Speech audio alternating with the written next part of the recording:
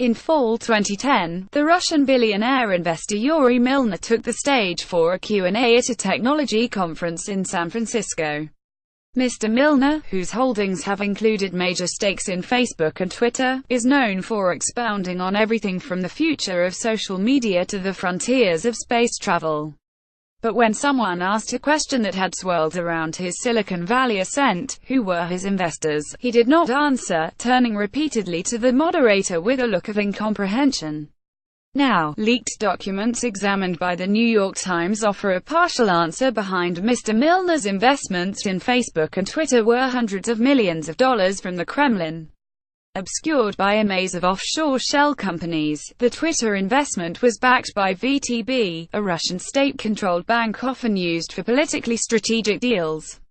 And a big investor in Mr. Milner's Facebook deal received financing from Gazprom Invest Holding, another government-controlled financial institution, according to the documents. They include a cache of records from the Bermuda law firm Appleby that were obtained by the German newspaper Süddeutsche Zeitung and reviewed by the Times in collaboration with the International Consortium of Investigative Journalists. Ultimately, Mr. Milner's companies came to own more than 8% of Facebook and 5% of Twitter, helping earn him a place on various lists of the world's most powerful business people. His company sold those holdings several years ago, but he retains investments in several other large technology companies and continues to make new deals. Among Mr. Milner's current investments is a real estate venture founded and partly owned by Jared Kushner, President Trump's son-in-law and White House advisor. Facebook, Twitter and other social media sites have become a major focus of federal investigations into Kremlin interference in the 2016 election. Federal prosecutors and congressional investigators are examining how Russians linked to the Kremlin turned the sites into garden hoses of bogus news stories and divisive political ads, and whether they coordinated with the Trump campaign. No one has suggested that Mr. Milner or his companies had any connection to the propaganda operation. For his part, Mr. Milner said in a pair of recent interviews that the Russian government money was no different from the financing he had received from his many other investors around the world.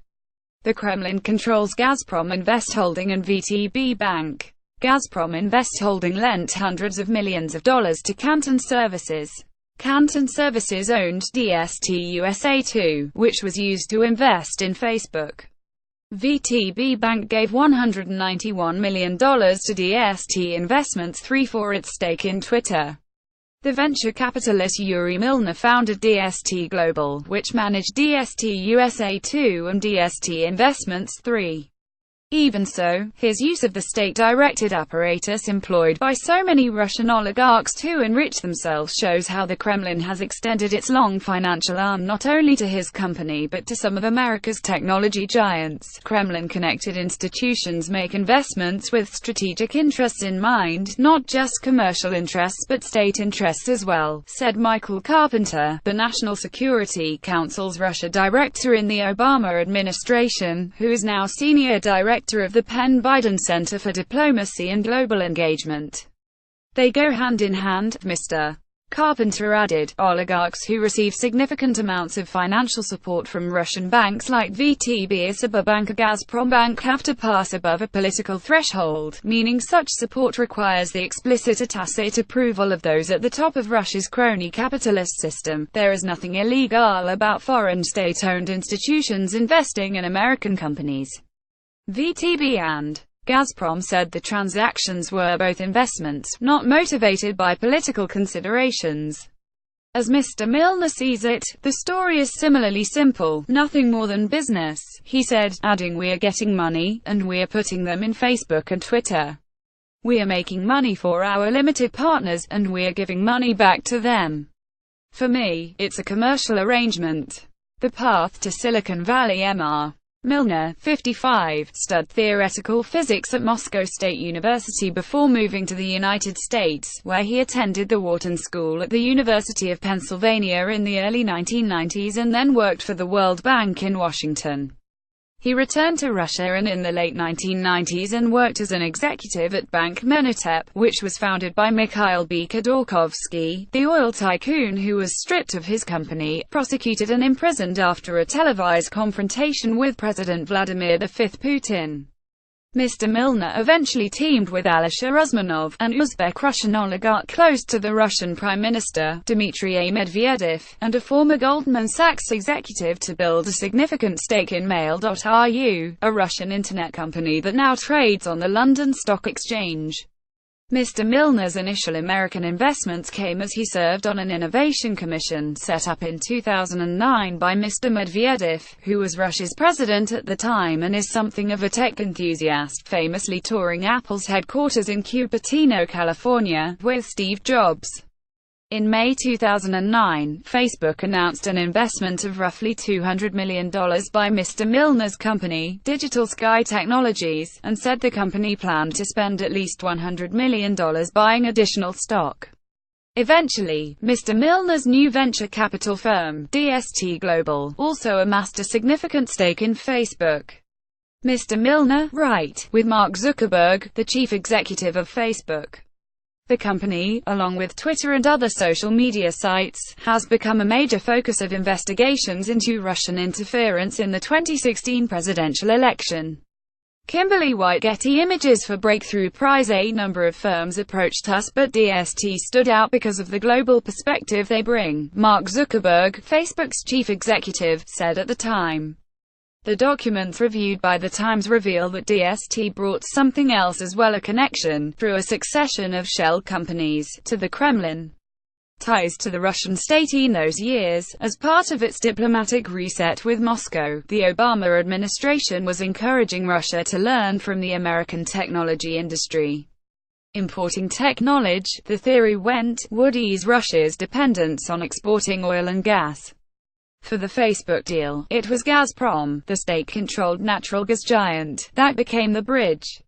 The company, a vital component of the Putin government, has employed its financial subsidiary, Gazprom Invest Holding, to reclaim assets privatized during the 1990s. Gazprom Invest Holding is used for politically important and strategically important deals for the Kremlin, said Ilya Zaslavsky, a contributor to the Kleptocracy Initiative, a project of the Hudson Institute, a conservative think tank in Washington. Both VTB and Gazprom Invest Holdings' parent, Gazprom, are under United States sanctions stemming from Russia's support of separatists in eastern Ukraine in 2014. Over several years, Gazprom Invest Holding and a subsidiary made hundreds of millions of dollars in loans to a company called Canton Services, according to records from the Panama Papers, the trove of leaked documents from the law firm Mossack Fonseca. Canton, in turn, owned one of the DST investment vehicles used to buy shares of Facebook. While it is unclear precisely when Canton first received its stake in the DST entity, Canton received $197 million of the Gazprom Invest Holding loans 3 months before Facebook announced its first deal with Mr. Milner, the records show. Canton, based in the British Virgin Islands, had numerous ties to Mr. Milner's backer, Mr. Usmanov. Canton was owned by a longtime Usmanov business associate, and was controlled by Matthias Bolliger, a director of numerous subsidiaries of Mr. Usmanov's main holding company, USM Holdings, according to an Appleby memo and the Panama Papers.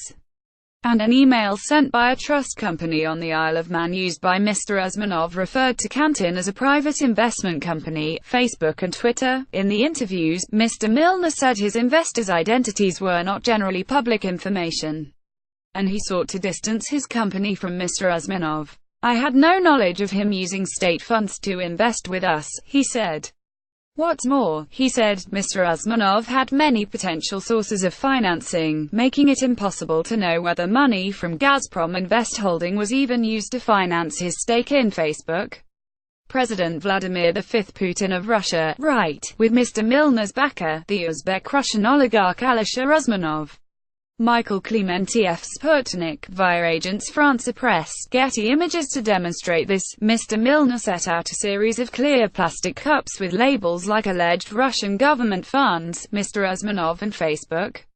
He pulled out a large bag of green M&Ms, filled several cups and proceeded to shift the M&Ms from one cup to another. "Money is fungible," he explained, adding, "You can't just say that this specific dollar went all the way to Facebook." A spokesman for Mr. Usmanov, Rollo Head, did not address specific questions. But in a statement, he insisted that there are clear s of money that do not mingle. Mr. Usmanov, he said, did not borrow from or use state or quasi-state funds to make investments in Facebook. The New York Times would like to hear from readers who want to share messages and materials with our journalists. Lucrative synergies. The Facebook deal was a case study in the way Russia's oligarchs have mixed public and private roles for their own and their government's benefit. Even as he was investing in Facebook, Mr. Usmanov was general director of Gazprom Invest Holding. In fact, Mr. Usmanov had often intertwined his government position with his personal deals, according to a report by the global investigations and security firm Kroll. Kroll described those arrangements as synergies. The Kroll report, a reputation audit, had been commissioned by Mr. Usmanov as he set out to burnish his image a year before his deal with Mr. Milner to invest in Facebook. Kroll investigators, relying on public records and interviews, detailed a long and colorful history: time in prison in Uzbekistan. He was later exonerated and past associations with alleged Russian organized crime figures, according to a draft copy of the report reviewed by The Times. The investigators also recounted a dizzying number of deals, involving mining, media, and technology companies, often with the assistance of the Kremlin and Mr. Medvedev. Usmanov looks set to end the Putin era as the most improved oligarch over the past 8 years, one source told Kroll. Kroll investigators found that, for some investments, Mr. Usmanov turned to Canton, the company that would be a part of Mr. Milner's Facebook investment. A Facebook spokeswoman, Vanessa Chan, declined to answer specific questions about the deal with DST, calling it a passive investor and noting that the company had invested in cash out several years ago. Gazprom Invest Holding called the loans prudent, saying they were provided for general corporate purposes at above-market rates.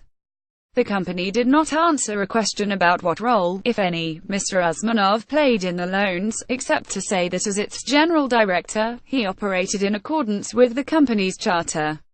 To complete the Facebook deal, DST used a pair of lawyers based in Cyprus and Britain who have also set up offshore entities for Russian oligarchs close to Mr. Putin, according to the Panama Papers, United States securities filings and records from Appleby. DST did not answer questions about how it came to use the two lawyers. After the Facebook deal, Mr. Milner became a fixture in Silicon Valley, spending about $100 million on a 25,000-square-foot house in Los Altos Hills and investing $7 billion in more than 30 companies, including Spotify, Airbnb and Groupon. A home in Los Altos Hills, Kalof, that Mr. Milner bought for $100 million after investing in Facebook. Paul Sakamar, Associated Press. In interviews, he has referred to his close relationship to management at the companies in which he invests. Mr. Milner and Mr. Zuckerberg became friends and met monthly. Still, despite his company's sizable stake, Mr. Milner did not take a board seat or voting rights. At the 2010 technology conference in San Francisco, Mr. Milner was asked if he provided management with advice along with his cash. "I think it's actually the opposite," he replied. "I sometimes get informal advice from them, obscure financial maneuvers." Mr. Milner's roughly $380 million investment in Twitter was directly backed by another instrument of Kremlin power, Russia's second-largest bank, VTB. 61% of the bank is owned by the Russian government. VTB's president, Hendrey L. Kostin, is a former Soviet diplomat. Matthias Warnig, on the bank's supervisory council, is a former East German spy who served in Dresden while Mr. Putin was stationed there with the KGB. VTB has operations across the world, including in the United States. In recent years, it has been involved in a number of politically sensitive deals, including a loan that financed the Russian government's murky privatization of 19.5% of the oil giant Rosneft. Last year, the Panama Papers revealed that a Cyprus bank owned by VTB was used to transfer hundreds of millions of dollars to accounts connected to Sergei Roldugan, a cellist and close friend of Mr. Putin. It was unknown what the money was for, but some speculated that he was working as a frontman for Kremlin insiders. Mr. Roldugan did not respond to messages for this article, but said at the time that his wealth came through donations from rich businessmen for the purchase of AL instruments. VTB called the account in the Panama Papers unsubstantiated. A company owned by a Russian bank that supported Mr. Milner's Twitter deal transferred hundreds of millions of dollars to accounts linked to Sergei Roldugan, a cellist some speculated was a frontman for Kremlin insiders. Sergei Gunaev Sputnik, via Associated Press. VTB is really a slush fund for Putin, said Anders Asland, a resident SARF fellow at the Atlantic Council in Washington, and an early economic advisor to the post-Soviet Russian government. The bank, he added, is the black cashier of the Putin crowd. Mr. Milner's Twitter deal is a complex web of share transfers and offshore financial entities. But its details may offer clues that there was a strategic motive behind VTB's involvement. In July 2011, VTB invested at least $191 million in exchange for shares of an Isle of Man company called DST Investments 3, corporate records show. That offshore vehicle was used to buy roughly half of DST Global's stake in Twitter that month. DST Investments 3 also issued shares to Canton, the company linked to Mr. Usmanov that was at the center of the Facebook deal. The Twitter deal had a notable feature: VTB put virtually all of the cash into DST Investments 3, filings show. Canton contributed almost none. It is highly unusual for investors in DST funds to get stakes without contributing cash, according to a person familiar with the matter. On May 7, 2014, 6 months after Twitter's initial public offering, when insiders were first permitted to sell their shares, VTB transferred the bulk of its stake in DST Investments 3 to Canton. DST also cashed out its Twitter investment.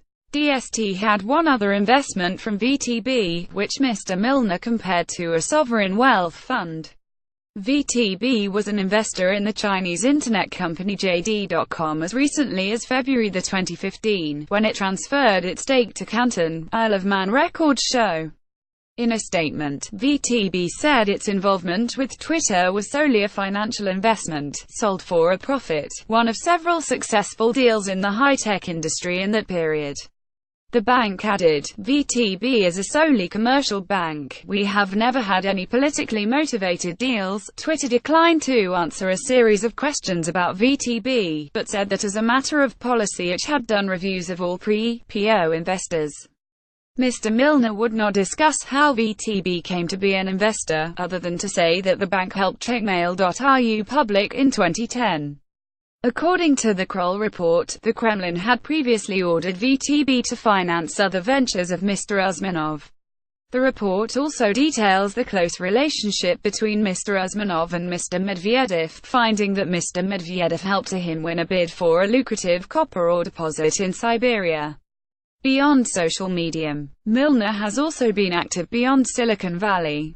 He is a founder of the Breakthrough Prize, a series of lucrative scientific awards. And in July 2015, he was one of several high-profile investors in Cadre, a New York-based real estate technology company founded by Mr. Kushner and his brother, Joshua. Other investors and partners include Goldman Sachs, George Soros and Peter Thiel's Founders Fund. Mr. Milner said he invested $850,000 in Cadre through a trust, which in turn controls DST Global advises DST Global's investment management firm. He said he was introduced to the company through an early investor whose name he did not remember. He said he met Jared Kushner only once, at a conference in Aspen, Colo. Mr. Kushner and Cadre declined to comment. Mr. Milner, whose technology interests are wide-ranging, appeared with the physicist Stephen Hawking in Manhattan last year to announce a space exploration initiative. Timothy A. Clary, Agence France-Presse, Getty Images. In his interviews with The Times, Mr. Milner shied away from the controversy now enveloping Facebook and Twitter, his former major investments. Growing up in the Soviet Union, he said, if you're a father and you have a conversation with your son, it's easy to say, please don't get involved in politics. That was my principle back then and still now, he said, adding, I prefer just to focus on business and philanthropy. And this is plenty for me. Katie Benner, Connor Duggett, Andrew E. Kramer and Spencer Woodman contributed reporting. Research was contributed by Frederick Obermeier and Bastian Obermeier of Süddeutsche Zeitung, and by Susan C. Beachy, Kitty Bennett and Doris Burke.